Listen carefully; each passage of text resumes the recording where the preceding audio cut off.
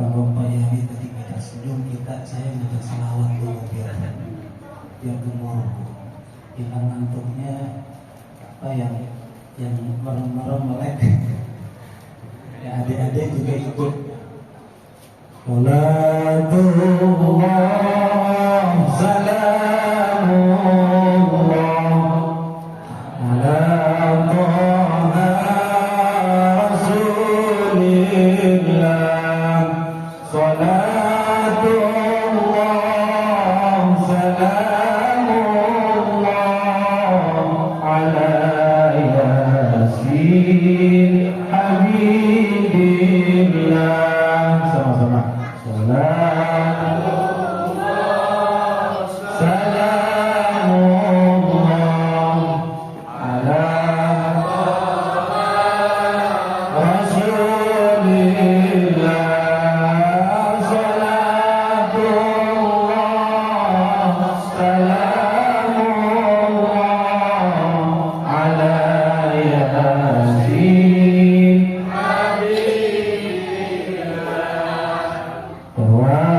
Tawasalna bismillah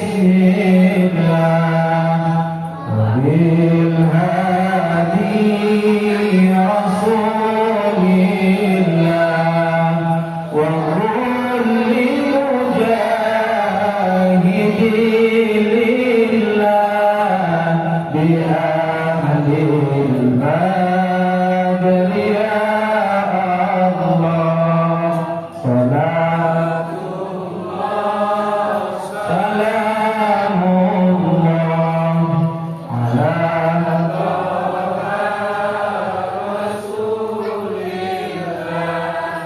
Salatullah salamullah ala Yasin Habibillah. Allahumma shalli wa sallim wa barik alaihi wa ala alihi. Bismillahirrahmanirrahim. Assalamualaikum warahmatullahi wabarakatuh.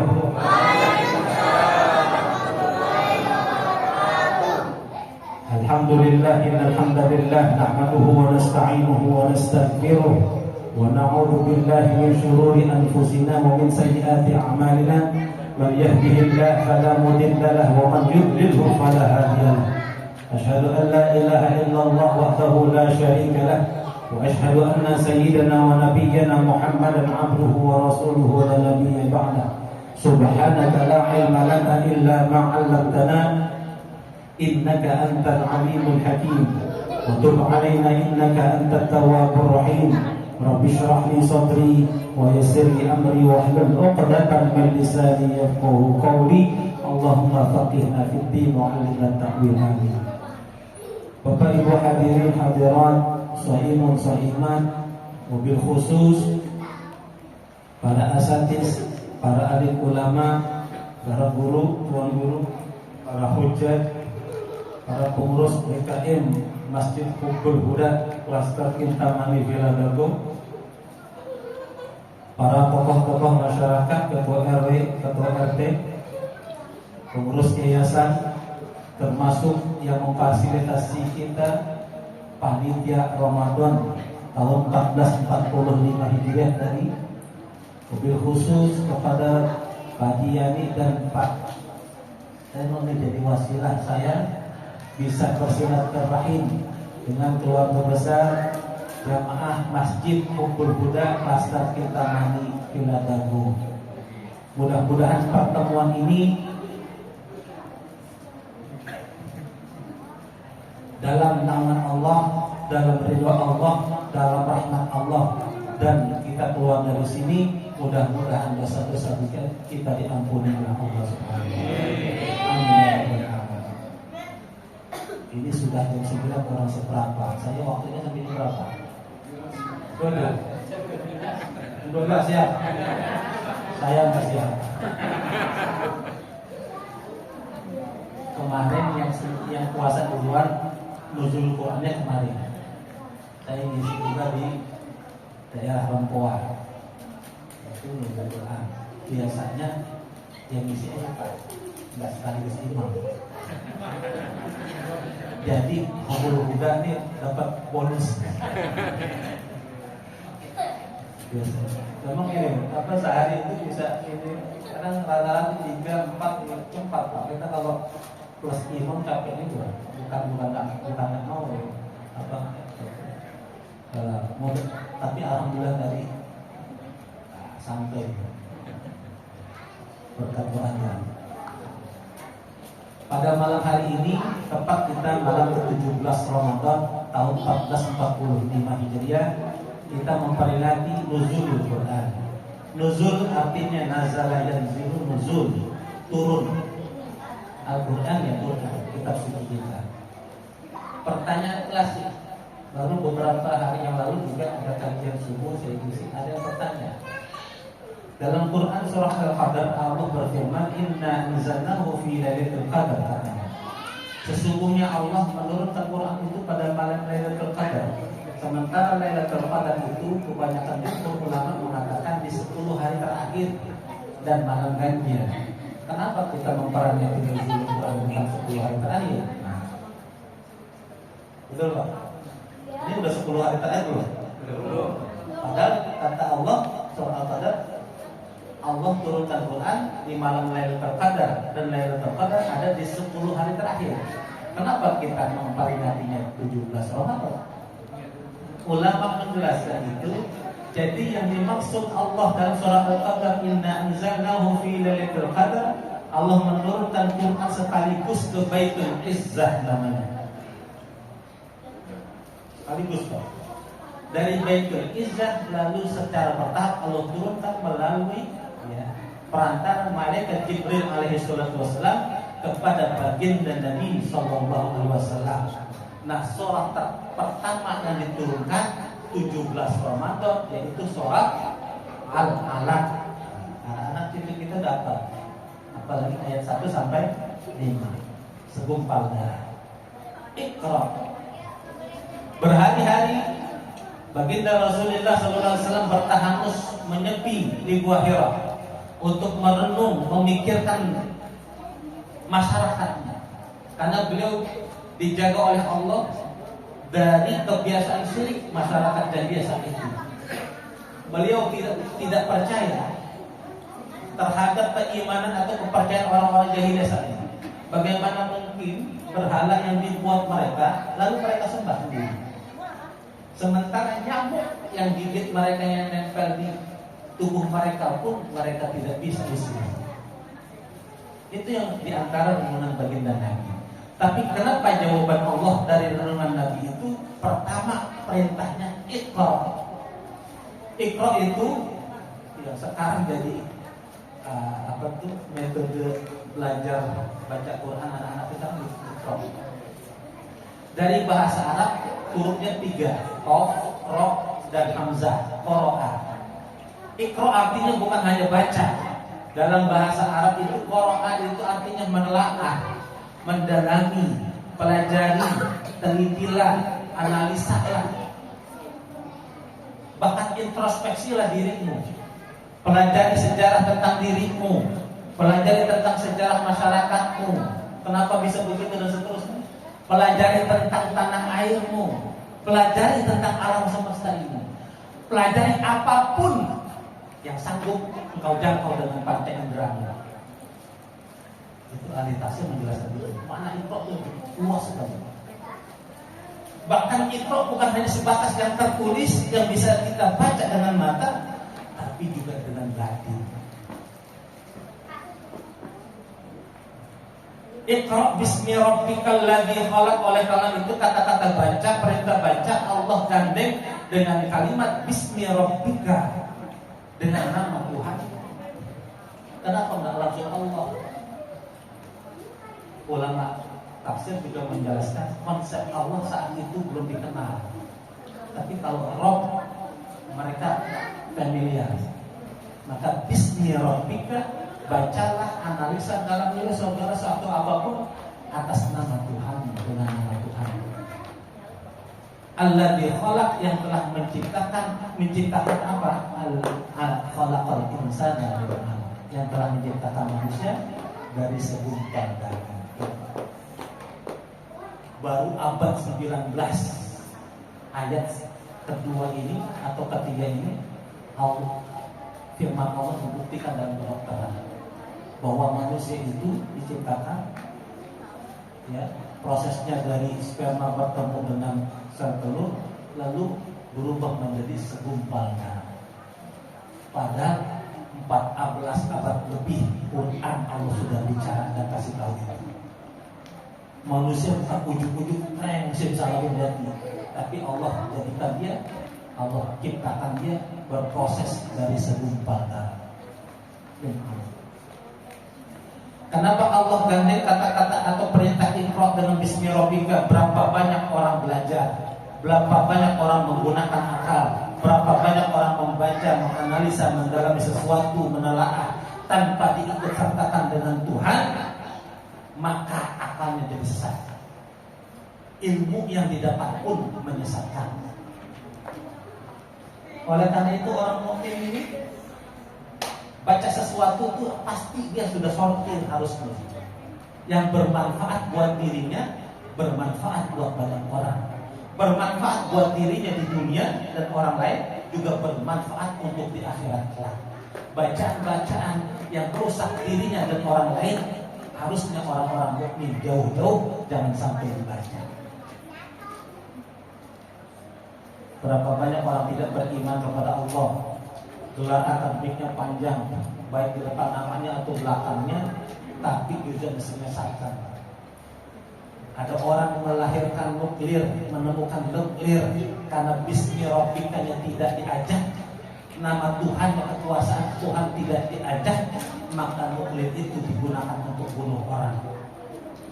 Ada orang profesor, pakar ekonomi, ahli ekonomi, sangat pakar di bidang ekonomi, tapi Tuhan yang tidak diajak, maka kepakaran yang di bidang ekonomi dia gunakan untuk menipu orang. Betul. Ada nggak? Ada Pak? Di sini ada? Insya Allah ada.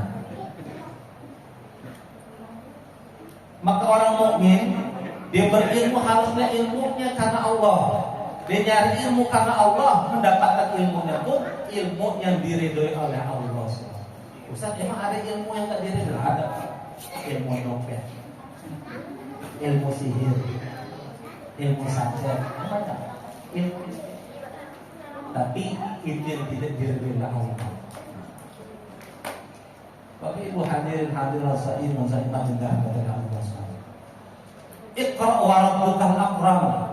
Bahkan kalimat atau perintah Iqra itu Allah ulang lagi 2 kali di ayat ini. Iqra wa rabbukal akram, dan Tuhanmu lah yang paling mulia.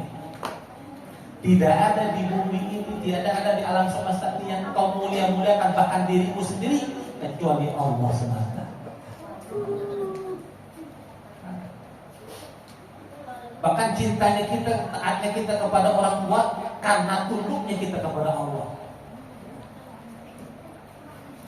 Kalau orang tua ngajarinnya enggak benar, maka itu boleh dan wajib bahkan untuk kita langgar atau kita tolak. Tapi selama dia atau orang tua kita menyuruh, memerintahkan kepada kita yang tidak melanggar syariat atau ketentuan agama, wajib kita tunduk dan ikuti serta patuh. Iqra wa rabbukal akram, 'allamal insana ma lam ya'lam. 'Allama bil qalam, 'allamal insana ma lam ya'lam. Selanjutnya Allah menerangkan, Allah mengajarkan manusia dengan pena. 'Allamal insana ma lam ya'lam juga mengajarkan yang tanpa pena. Artinya Allah mengajarkan sesuatu ilmu kepada manusia yang sudah bisa dibaca manusia maupun yang belum diketahui manusia. Malah di ayat lain Allah mengatakan sesungguhnya manusia itu dilahirkan butuni ummahatikum la ta'lamuna syai'an, enggak tahu apa-apa. Bahkan warna ini kita enggak tahu. Warna merah, warna itu enggak tahu. Tapi mengapa begitu makin dewasa merasa lebih pintar, akhirnya justru makin jauh dari Allah Subhanahu wa taala. Kembali lagi Iqra. 5 ayat yang diturunkan Allah ini kalau kita dalami tafsirannya luar biasa. Dia menjadi pendobrak peradaban dunia. Bahkan mengalahkan peradaban saat itu yang dulunya orang-orang jahiliyah Arab itu tidak dikenal dalam peta, tidak dikenal dalam peradaban, tapi dalam sebab Iqra, ilmu pengetahuan menyebar di tengah-tengah umat Islam, lalu peradaban saat itu bisa dikalahkan dan ditaklukkan oleh peradaban Islam. Jadi kalau umat Islam pengen jaya, umat Islam pengen sukses, umat Islam pengen lagi jadi pemimpin dunia, budaya Iqra itu harus kita kampanyekan lagi. Sekarang apalagi Indonesia, menurut penelitian bangsa kita itu sangat malas baca. Betul Pak? Dinasihatin ogah, pengennya nasihatin. Bahkan di WA saja belum dibaca udah repost lagi, udah di-reshare lagi. Dia belum baca, apalagi paham. Buka IG, buka YouTube, belum semuanya didengar udah komen. Itu kebanyakan. Maka tidak melalui peringatan nuzulul Quran, kita membaca mentadabbur surah Al-Alaq ayat 1 sampai 5 yang diturunkan Allah pertama kali di Gua Hira. Iqra, kembali Pak baca. Didik anak-anak kita, biasakan baca, bukan main. Ibu-ibu yang masak, ya berikan buku bacaan, jangan handphone. Jadi malas baca, handphone 2 jam, main game. Akhirnya daya kritis anak kita sekarang maunya apa-apa disuapin. Karena ibu-ibu itu kan simpel. Anak kalau dikasih handphone, dia masak atau berdiri kan anteng, biar anteng misalnya. Padahal itu tidak melatih daya kritis dari nalar anak. Jadi sehingga apa-apa kadang nunggu komando, nunggu disuruh, nunggu instruksi dari orang tua atau orang lain. Dari sini juga para ahli pendidikan menarik hikmah. Tadi kita bicara tentang hikmah nuzul. Dari ayat 1 sampai 5 ini, maka lahirlah metodologi mengajar yang jadi guru, yang jadi dosen, yang jadi bahkan termasuk orang tua, karena orang tua tidak terlepas dari praktek atau aktivitas mengajar pada anak. Metodologi ngajarnya ada dari surah Al-Alaq 1 sampai 5. Pertama, kalau mau dapat ilmu, baca. Kalau di dua akademik Pak, kita nulis karya ilmiah, yaitu S1 itu minimal 200 referensi, S2.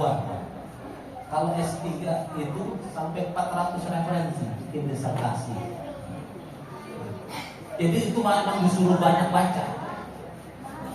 Jangan kita ngutip orang atau reposting tulisan orang, tapi kita nggak baca.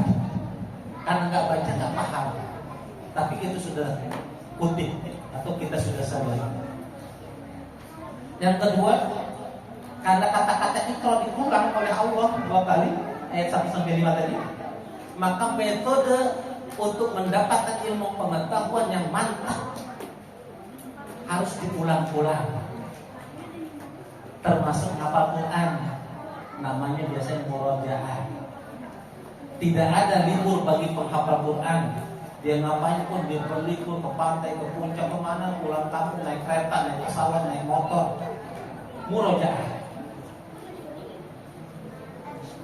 Karena kalau orang yang hafal Quran baru, itu Quran seakan-akan udah di depan dia, sebelah kanan, sebelah kiri. Cuman nih anak Ustaz Hadi Hidayat cerita, kesannya hebat. Bisa baca, tahu yang kanan yang kiri. Sebenarnya itu semua penghafal Quran begitu. Bahkan kita bisa koreksi diri kita sendiri, kayaknya ada yang kurang. itu setiap halaman 15 baris. Kalau kita baca kurang satu baris kan ada. Saya pun tahu gitu. Ada yang lupa nanti pulang. Jadi yang di mana kanan, di mana kiri, sebelah yang di atas apa di bawah, di tengah, udah kita tahu. Sebenarnya para penghafal Quran itu rata-rata segitu. Makanya para penghafal Quran murojaah nggak perlu duduk waktu khusus, dia naik motor murojaah. Karena kalau saya agak jauh tuh murojaah bisa 1 juz sambil naik motor. Gitu. Kita ada, apalagi kalau yang punya dia naik bis, naik kereta gitu.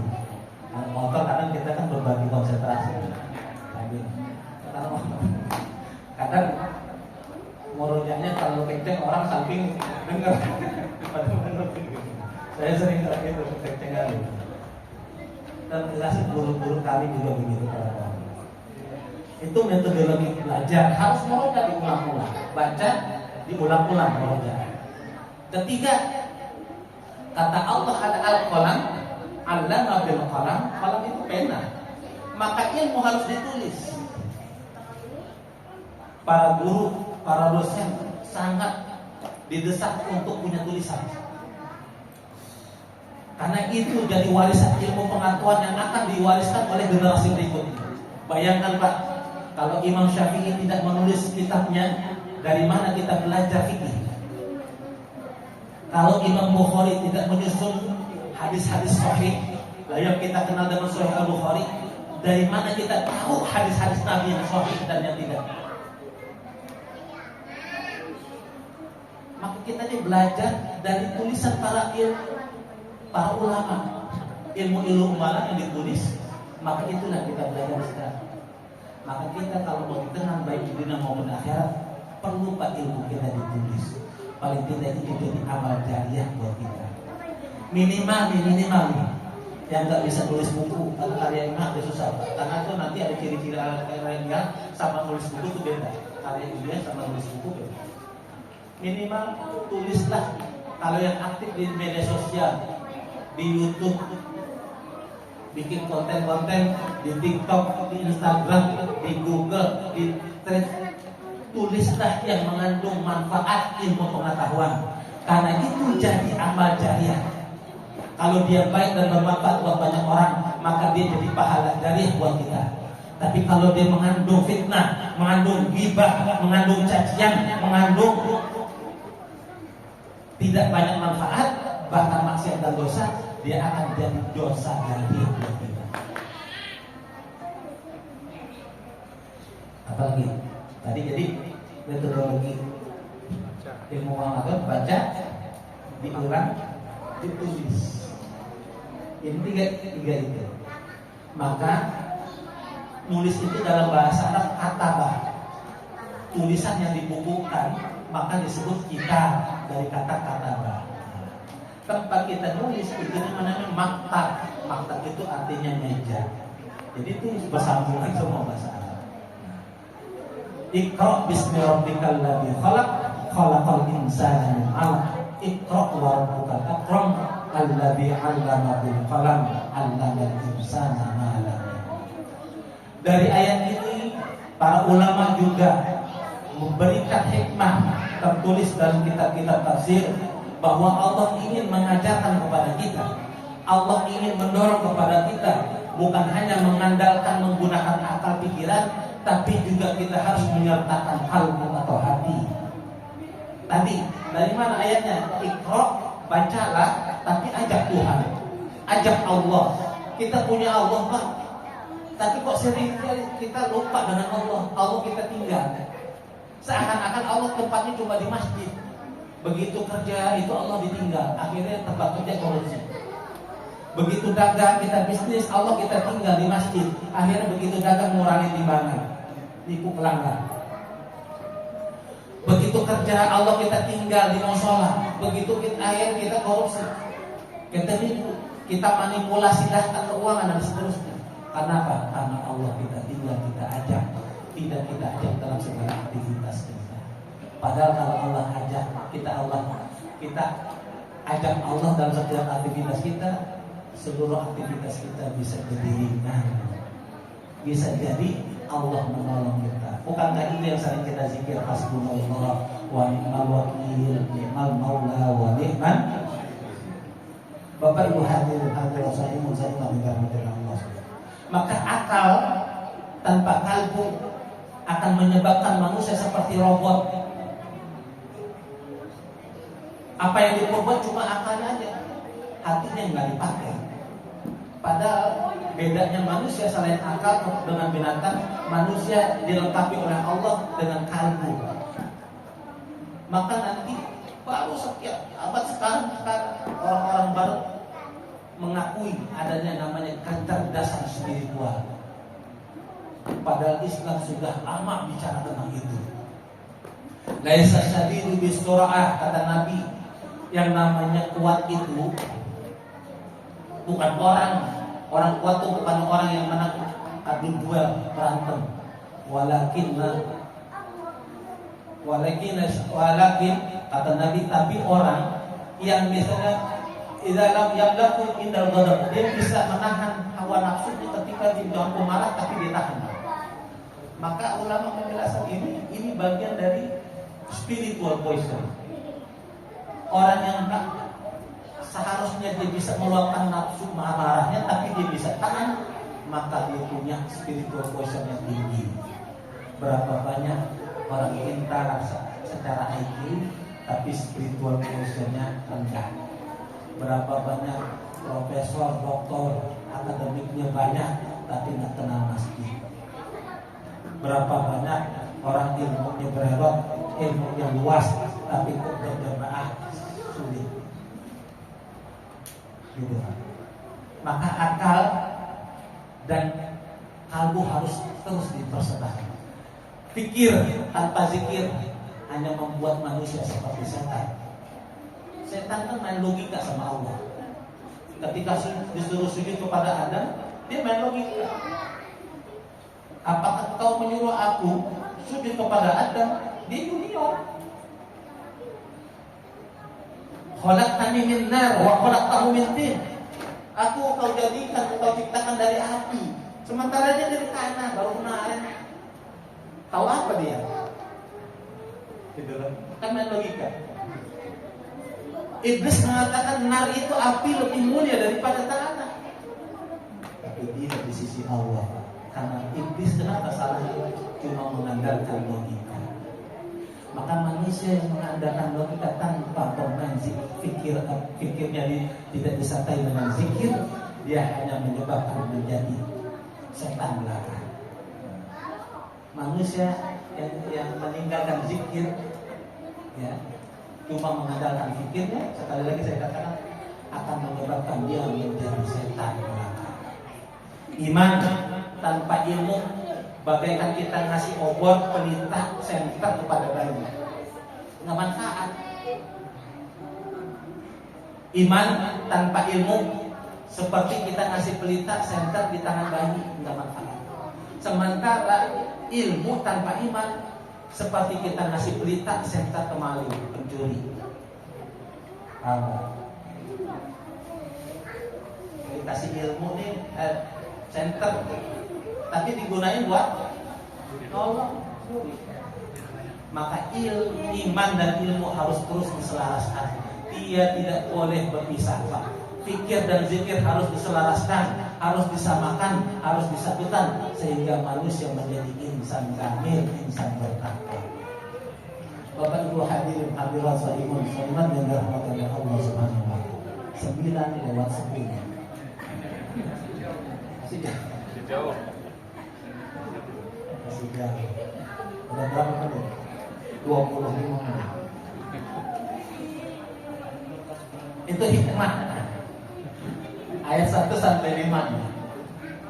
Dari situ setelah Rasulullah mendapat risalah nubuwah secara sah, mulailah peradaban, pergerakan.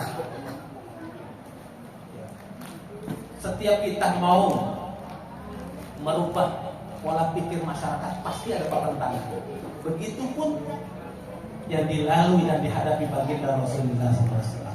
masyarakat jahiliyah, belum kenal mana yang baik, mana yang buruk, mana yang benar, mana yang tidak benar, mana yang hak, mana yang batil, mana yang sebenar-benarnya Tuhan, mana yang bukan.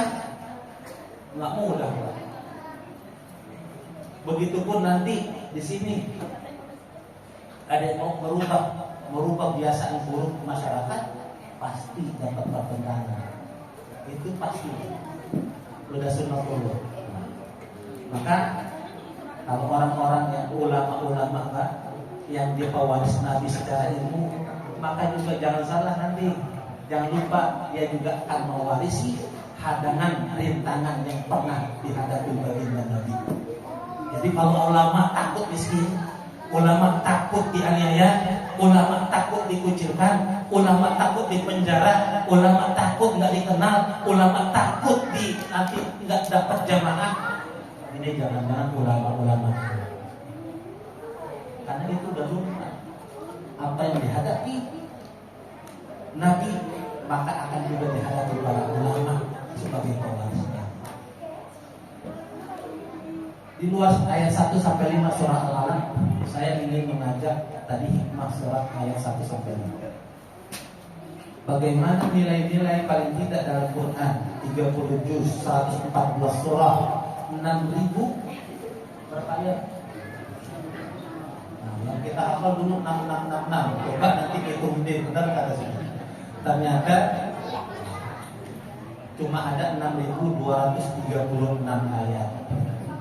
Tapi Ustaz benar ya, menurut riwayat ada yang mengatakan 666 itu karena perhitungan Ibnu Abbas. Ya, sementara tapi yang sekarang kita pakai hanya 6.236 ayat.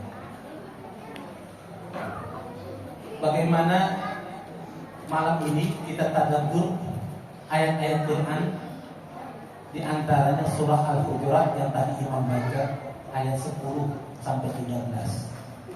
Allah berfirman, ini demi dan untuk kerukunan umat, kekompakan umat. Allah berfirman surah Al-Hujurat ayat 10-nya, innamal mu'minuna ikhwatun fa aslihu baina akhwaykum wattaqullaha la'allakum turhamun. Sesungguhnya orang-orang mukmin itu bersaudara. Ikhwatun itu jamak dari akhun. Tapi jamak dari akhun itu bisa jadi ikhwan. Tapi kenapa Allah milihnya ikhwatun bukan ikhwan? Karena tun itu tak marbuton, diikat, tak nyambung. Maka persaudaraan umat mukmin, orang-orang mukmin itu harusnya nyambung, kuat. Dia lebih abadi, lebih kekal daripada persaudaraan yang lain. Persaudaraan satu ibu dan satu ayah bisa jadi putus gara-gara rebutan warisan. Udah tahunan nggak negur-negur kakak adik. Persaudaraan satu suku dan suku bangsa, satu kabilah bisa Pak berantem no Arab. Dulu satu jazirah Arab bahasanya sama Pak. Berantem berebutan wilayah, berebutan minyak macam-macam. Tapi persaudaraan seaman mukmin Allah jamin seperti tak mau butuh, dia kuat, nyambung, bulat, nggak terbuka seperti nun. Maka persaudaraan umat Islam yang beriman kepada Allah seharusnya dia lebih kekal, lebih abadi. Kenapa? Allah sudah persaudaraan dia dari dunia sampai akhirat. Bahkan bisa jadi nanti satu kompleks, satu klaster kita di surga bisa jadi belum pernah kita kenal di dunia. Bisa jadi. Sekarang sampai tua kita di klaster Kintaman di Tangsel. Bisa jadi nanti klaster kita di surga sama orang bule yang nggak pernah kita kenal. Bisa jadi nanti satu komplek di surga nanti sama orang Arab yang selama hidup kita nggak pernah ketemu.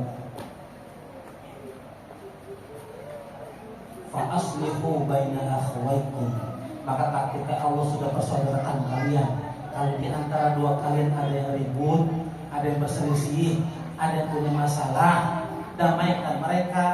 Jangan lihat saudara malah tepuk tangan, malah komporin, nggak bohong.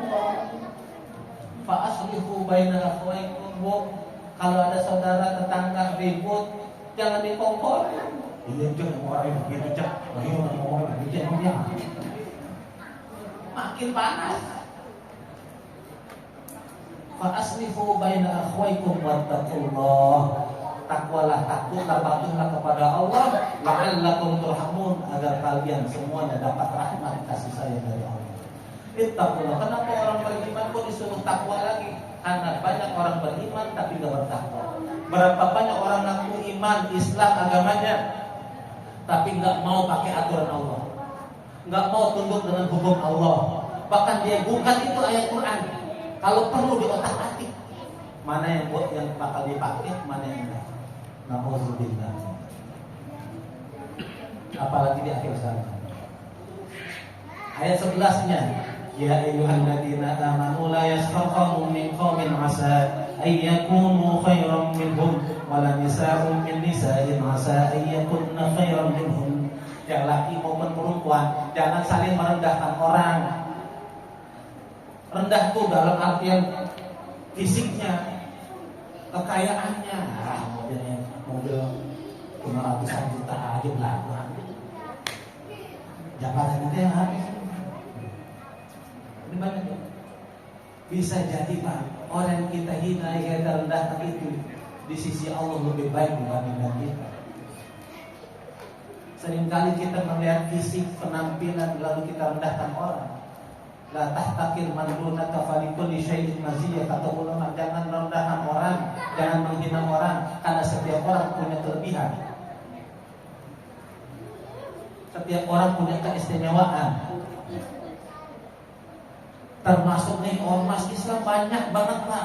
Jangan merasa ormas satu lebih baik daripada ormas yang lain, lalu ego menang-menangan. Ini yang merusak kerukunan umat Islam.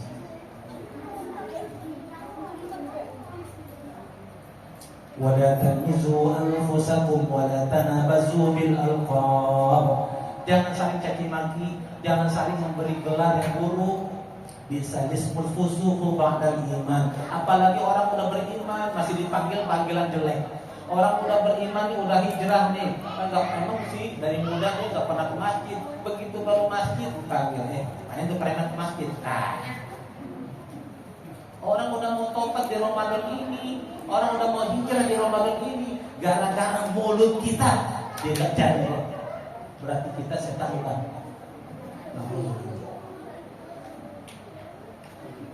Jadi kalau orang sudah tobat, orang sudah mengakui kesalahan dia mau cari jalan yang lurus, jangan dicibir atau dipanggil-panggil lagi yang masa-masa lalunya dia lagi. Ya, ngerangkul.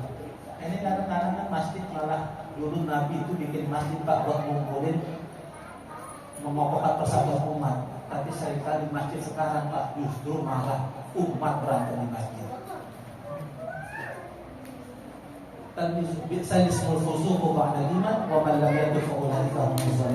Siapa orang yang tidak mengakui lalu tidak bertobat atas salah-salah mereka tadi, mereka itulah orang-orang yang zalim, kata Allah. Ya ayyuhalladzina amanu ijtanibu katsiran minadh-dhann. Ayat 12. Wahai orang-orang beriman. Ya Allah panggil lagi nih, kan kita berpuasa dipanggil di orang-orang beriman juga. Allah panggil lagi ayat 12. Wahai orang-orang beriman, ijtanibu katsiran minadh-dhann. Jauhi prasangka buruk. Karena sama saudara aja Assalamualaikum. Pernah gitu dia, ngapain ngomong tutup ini, udah suuzon aja Pak ya. Padahal justru malah dia mau ngasih apa gitu kan, proyek gitu. Inna ba'dadh-dhanni itsm. Kata Allah, sesungguhnya sebagian buruk sangka itu dosa, zalim, keji, aniaya. Wala tajassasu. Jangan nyari-nyari kesalahan orang. Kalau dicari-cari, buat setiap orang punya salah. Coba tunjuk tangan. Siapa di sini yang nggak punya salah? Nggak ada.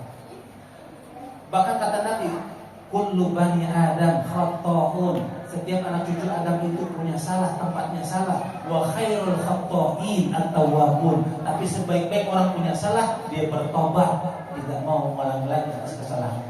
Berarti orang yang taubat itu punya salah enggak? Punya salah. Orang yang baik itu adalah punya salah enggak? Punya salah. Karena manusia tempatnya salah. Wala yattaq' ba'dukum ba'du, jangan gibahin orang, Bu. Pak, ini sholat yang mulai tarawih, puasa jam 3 sahur, begitu jam 8 tuh tukang saya udah gibahin orang. Bu, mudah-mudahan di hati kita nggak ada. Selalu nggak ada ya? Nggak ada. Husnuzon. Ya. Atau sekarang nggak keluar rumah, ya jam 7 pagi nontonnya gosip. Ini Ramadan ini bulannya Quran, Ramadan ini bulannya Qiyamul Lail, Ramadan ini bulannya sedekah, Ramadan ini bulannya zikir, Ramadan ini bulannya silaturahim. Bukan Ramadan ini bulannya hari-hari. Kita sahur dulu, satu dulu ngolong lawak hari-hari. Buka puasa nontonnya lawak. Padahal kita sering lupa, Pak. Di Ramadan ini waktu paling mustajab ketika ibu sedang buka doa. Tapi kita sering lupa nonton TV. Ramadan ini kenapa jadi bulannya gosip? Kenapa jadi bulannya kuis? Kenapa jadi bulannya gosip? Kenapa jadi bulannya sinetron? Dari pagi sampai siang sinetron, dari siang sampai sore sinetron. Kapan zikirnya? Wala yattaq' ba'dukum ba'da. Ayuhibba ahadukum ayyakula lahma akhihi maitan fakarihtumu. Kata kau suka, kata Allah, engkau memakan bangkai saudaramu yang telah mati. Jadi orang yang ghibah, yang sering ceritain teman-temannya saudaranya itu, sementara dia nggak tahu, itu Allah analogikan, Allah kiaskan, kalau umpamakan dia seakan-akan sedang makan daging bangkai saudaranya. Kalau ditanya di sini, Pak Bu, mungkin tidak ada yang pernah makan babi. Betul. Tapi ini saya belum yakin apakah sudah pernah dulu makan daging saudaranya? Ghibah. Maka kata Allah, ghibah itu seakan-akan kita makan daging bangkai saudara kita. Kenapa? Dia nggak tahu kita ceritanya, dia nggak bisa klarifikasi, nggak bisa jawab apa yang kita omongin, nggak bisa ngasih penjelasan. Maka kita ngomongin di belakangnya. Atadrun nama ghibah, kata Nabi, kalian tahu nggak apa itu ghibah? Kata Nabi, zikruka akhaka bima yakrahu, engkau mengucap-ucap nyebut-nyebut yang saudaramu nggak senang. Walaupun itu betul. Kalau betul. Kalau yang nggak betul dia mau fitnah namanya. Bukan ghibah lagi. Fakarihtumu, pasti kalian mau disuruh makan bangkai nggak mau, jijik, bau. Wattaqullaha innallaha tawwabur rahim. Sekali lagi Allah suruh kita takutlah kepada Allah. Artinya janganlah perbuat perilaku seperti itu. Innallaha tawwabur rahim. Kalau kalian mau taubat, Allah Tuhan Maha penerima taubat. Berapapun banyaknya dosa kita, masih telah lalu lupa, kalau kita datang kepada Allah, Allah pasti ampuni dosa-dosa kita. Maka ahli maksiat jangan pesimis, datanglah bertobat di bulan Ramadan ini kepada Allah. Insya Allah dosa-dosa kita akan diampuni oleh Allah. Ahli ibadah jangan sombong dengan ibadahmu, karena bisa jadi itu adalah khotimah gara-gara engkau sombong atas ibadahmu. Orang yang sering ke masjid, orang yang sering zikir, orang yang sering ngaji, jangan sombong mencibir merendahkan orang yang tidak pernah ngaji. Banyak orang ngaji, Bu, suul khotimah. Kenapa? Dia ngaji di masjid, dicikap, tapi di masjid dia nongkrong, duduk sambil gibahin orang. Sementara yang ahli maksiat, begitu dia malam dibangun, dia taubat, sholat taubat, mengucur, mengalir deras air matanya, terima taubatnya, subuh dia wafat, husnul khotimah. Sementara ahli ibadah yang sombong dengan keibadahannya, tepuk dada lalu dia mati dalam kesombongan ibadahnya, dia mati dalam keadaan suul khotimah. Nauzubillah min. Maka saudara kita, tetangga kita yang belum doyan ngaji di masjid, kita doain, kita dakwahin. Ustaz berat udah berapa kali, itulah dakwah. Kalau enteng gampang. Nabi nggak perlu 23 tahun dakwah. Karena dakwah itu berat, maka sedikit orang yang mau dakwah. Ayat 14. Ya ayuhan nasu inna khalaqnakum min dzakarin wa unsa. Wahai manusia, sesungguhnya kalian diciptakan Allah dari laki dan perempuan. Jadi tidak ada yang setengah laki, tidak ada yang setengah perempuan. Ini bangkunya kok ada? Soalnya nggak ada sender. Jadi kalau ada orang ngomong, ya ada LGBT, bahwa di Quran ada LGBT, salah. Mau dia 13 tahun di Mesir, dia hafal ribuan hadis. Kalau dia bisa bahasa was-was, atau 20 tahun di Madinah dan Arab, lalu mengatakan LGBT ada, dibolehkan dalam Quran, maka dia sesat. Wajib untuk tidak diikuti. Nah, maka sering ngomong, jangan dengarkan orang mau dia gelar ustaz, dipanggil kiai, dipanggil habib. Kalau omongan itu makin menjauhkan kita kepada Allah, maka ibu wajib jauh darinya. Tapi walaupun itu tukang sapu di komplek sini, tukang sayur, langganan ibu, kalau omongannya baik-baik bu, yang makin mendekatkan kita kepada Allah, makin kita semangat untuk tadabbur Quran. Jangan-jangan dia wali Allah yang cuma statusnya status tukang sayur dan tukang sapu. Berapa banyak kalau kita cerita-cerita wali Allah, status sosialnya rendah.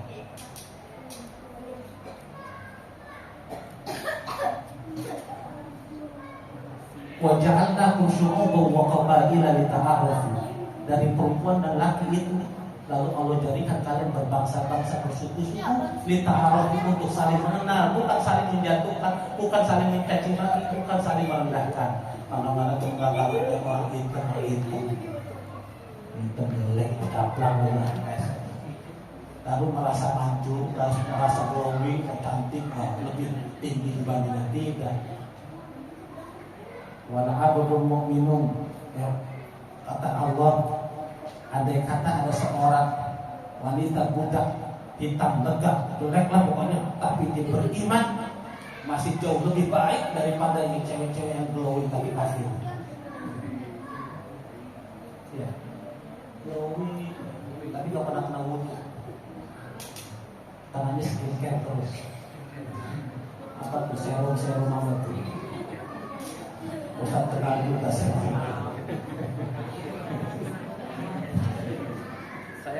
saya kalau makan dokter kecantikan, jadi ada yang merhatiin juga saya. Lita'arafu, saling mengenal.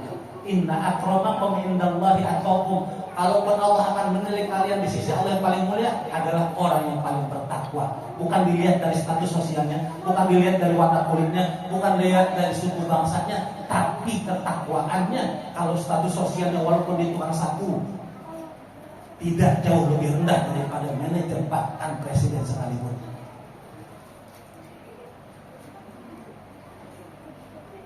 Inna akramakum indallahi atqakum innallaha alimun khabir. Sesungguhnya Allah maha mengetahui, alimun khabir, juga maha teliti.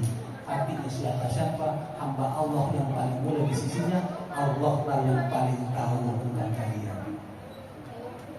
Mudah-mudahan lepas setengah-setengah. Mudah-mudahan, karena saya kasihan besok dan masih di sekolah belajar, ada kerja. Insya Allah tidak puas, jadi nanti melalui Pak Yani saya diundang lagi.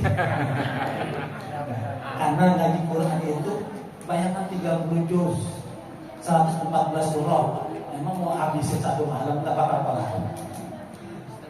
Syekh Abdullah bin Daras, salah seorang pakar ilmu Al-Quran, beliau mengatakan, setiap kita baca Quran, salah satu mukjizatnya Quran, satu ayat kita renungi sekarang Pak, dapat ilmu baru. Besok kita baca ayat baru itu lagi, dapat ilmu baru kedua. Padahal ayatnya sama. Lusa kita baca ayat itu lagi Pak, ilmunya beda lagi. Itu salah satu mukjizat. Di lain Quran, selain Quran itu banyak sekali mukjizat. Di antaranya apa? Apakah ada kita bacaan seindah Al-Quran yang bisa dinyanyikan, yang bisa dilakukan? Tidak. A'udzubillahi minasyaitonir rajim. Bayan di bawah.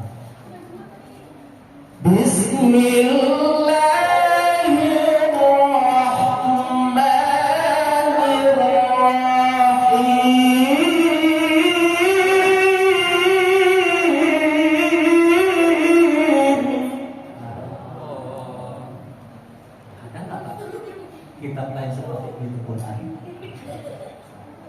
Adakah kitab suci yang dihafalkan dari anak kecil sampai orang dewasa? Atau kitab-kitab lain selain Quran? Adakah kitab selain Quran yang dibaca, yang ditelaah, lalu berjilid-jilid tafsirnya ribuan mufassir menafsirkan ayatnya selain Quran? Oleh karena itu Allah nantang dari dulu surah Al-Isra ayat 88. Qul la in ijtama'atil insu wal jinnu ala ayyatu bimithli hadzal Qur'an ma la ya'tuna bimithli. Katakanlah wahai Nabi Muhammad, andai kata seluruh manusia juga seluruh jin berkumpul untuk dia membuat ayat Quran semisal selamat seperti Quran, la ya'tuna bimithli, dia tidak akan bakal mampu, kata Allah. Walau kana ba'duhum li ba'din zahira, walaupun antar mereka saling membantu. Pada detik ini jangankan 30 juz 114 surah, satu ayat pun manusia tidak pernah mampu. Demikian mudah-mudahan hikmah nuzul Quran malam hari ini dapat kita petik dan kita ambil, mendapatkan kita tambah wawasan ilmu pengetahuan agama, juga motivasi dalam ibadah. Termasuk bukan hanya yang mendengarkan, tapi juga yang menyampaikan. Sesungguhnya yang menyampaikan belum tentu lebih baik daripada yang mendengarkan. Yang menyampaikan cuma jadi wasilah apa-apa yang baik di antara ayat-ayat Quran dan hadis baginda Nabi SAW. Semua kita orang-orang atau manusia yang berproses menjadi manusia yang lebih baik, bukan sudah jadi baik. Mudah-mudahan kita saling mendoakan sehingga kita istiqomah dalam taat dan takwa kepada Allah Subhanahu wa taala. Lalu kita berharap kepada Allah agar Allah matikan dan wafatkan kita dalam keadaan husnul khatimah, dalam keadaan baik, dengan cara yang baik, di tempat yang baik, bersama orang-orang yang baik, di hari dan waktu yang baik. Demikian, wa'afumikum, sama-sama kita baca kafaratul majlis. Subhanakallahumma wa bihamdika asyhadu an la ilaha illa anta astaghfiruka wa atubu ilaik. Kita doa sama-sama sebelum kita tutup. Bismillahirrahmanirrahim. Wa'afana ya karim wa'afana ya rahman ya rahim. Alhamdulillah ta'ala rahmin. Alhamdulillahi rabbil alamin. Alhamdulillah fi ni'mati wa fi mazidah. Ya rabbana wa rahmatullahi kama yanbaghi li jalalihi wa karim wa azim sultan. Allahumma shalli wa sallim ala sayyidina Muhammad wa ala alihi wa sahbihi ajma'in. Wa ighfir lana wa li walidina warhamhum kama rabbana shaghira. Wa jami'il muslimina wa muslimat wa mu'minina wa mu'minat. Al-ahya'i minhum wal amwat innaka sami'un qaribun mujibud da'wati ya karim. Allahumma ij'al rabi'a qulubina, Allahumma ij'al ya Allah imama wa hudan wa rahmah. Allahumma arhamna bil Qur'an waj'alna imama wa nuran wa hudan wa rahmah. Allahumma dzakirna minhu ma nasina wa 'allimna minhu ma jahilna warzuqna tilawatahu ana al-laili wa atrafal. Ya Allah, muliakan, sayangi kami, rahmati kami dengan Quran ya Allah. Ya Allah, ajarkan kami dari Quran apapun yang belum kami ketahui ya Allah. Ingatkan kepada kami ya Allah apa-apa yang kami telah lupa dari Quran ya Allah.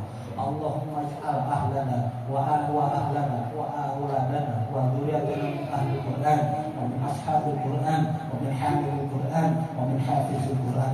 Ya Allah, jadikan kami, keluarga kami, anak keturunan kami yang saleh-saleh menjadi para ahli Quran, para hamil Quran, para hafiz Quran, para sahabat Quran. Ya Allah, jadikan lisan kami, tubuh kami ringan untuk senantiasa baca dan menjadi sahabat Quran, baik pagi maupun sore, sore sampai malam sampai pagi lagi. Rabbana atina fid dunya hasanah wa fil akhirati hasanah wa qina adzabannar wa adkhilna jannatal abrar aziz ya ghaffar ya rabbal alamin. Wa sallallahu ala sayyidina Muhammad wa ala alihi wa sahbihi wasallam. Subhana rabbika rabbil izzati amma yasifun wa salamun ala mursalin walhamdulillahi rabbil alamin. Wassalamualaikum warahmatullahi wabarakatuh.